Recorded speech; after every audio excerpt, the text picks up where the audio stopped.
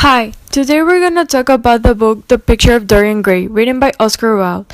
This book's genre is philosophical fiction, given it's a made-up story that touches the subject of hedonism, pleasure-seeking.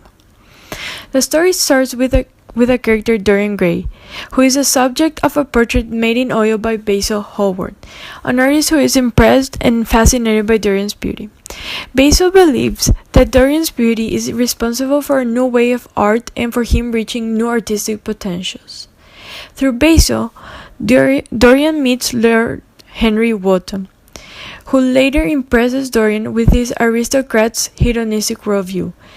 Lord Henry believes that beauty and sensual fulfillment are the only things worth pursuing in life. Dorian, now learning and understanding that his beauty will fade, he expresses a desire to sell his soul, to ensure that the picture, rather than he, will age and fade.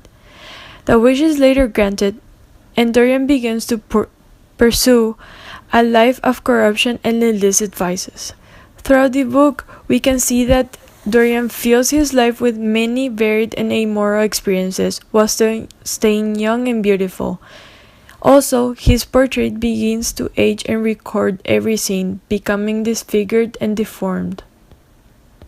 This story takes place in the 1890s in London, England. Throughout the story, we are presented with two areas of London. There is a socially acceptable area in which Dorian dwells with his friends, and there are parts of London where Dorian indulges in his vices, such as opium dens and brothels.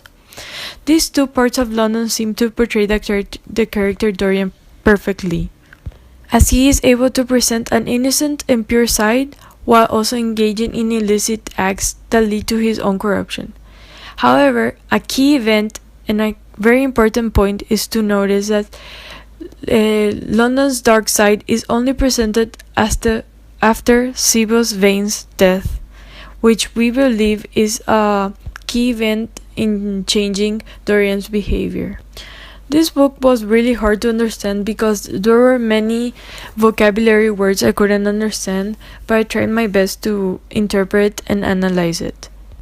Also, while reading, I made several connections with other pieces of writing or movies or series. One of the many connections I deeply noticed was with a teenager Gossip Girl series.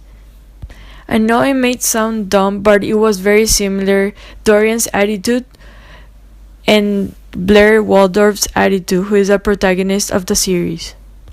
I believe both characters are very alike since they used not that the Blair Waldorf character murdered, but they also schemed and they portrayed vices and corruption. I think both characters are alike because they're very selfish and they want to do everything for themselves. I also believed throughout reading that Basil really interpreted like the angel, and that Lord Henry was the devil sitting on Dorian's shoulders. Like Lord Henry would tell Dorian to not to worry and just do whatever he wanted to seek pleasure, while Basil told him that he should pray for his sins and that it's not too late to redeem himself. The only bad thing is that Dorian chose the devil before realizing that it was too late to redeem his mistakes. I also connect this book a lot with what we learned in philosophy class about hedonism. We learned that hedonism is pleasure seeking, yet it's not moderate. It's going to extremes to achieve it. And we see a lot of hedonism in the book because that is what Lord Henry believes in. He believes that we should gain as much experiences as we need through our own selfish purposes.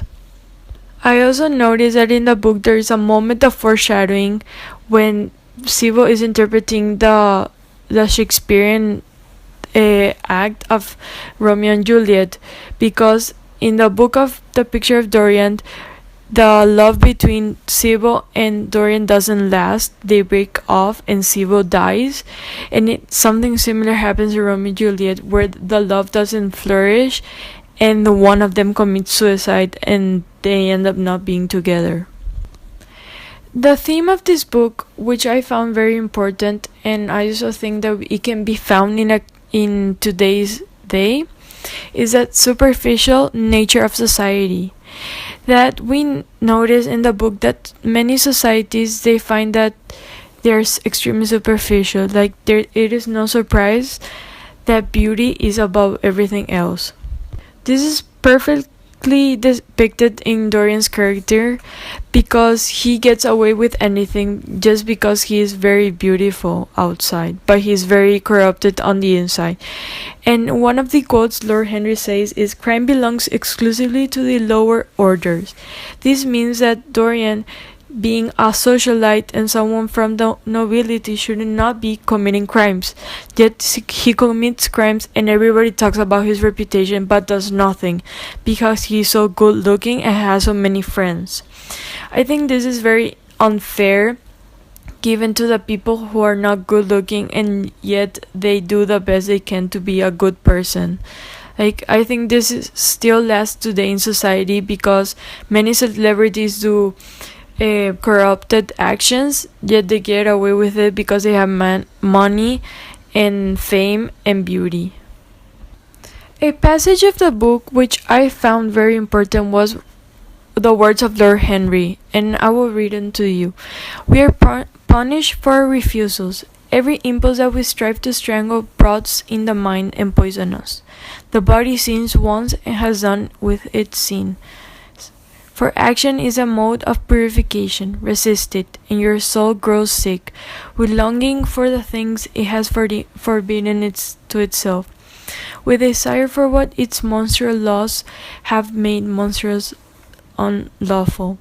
It has been said that the great events of the world take place in the brain.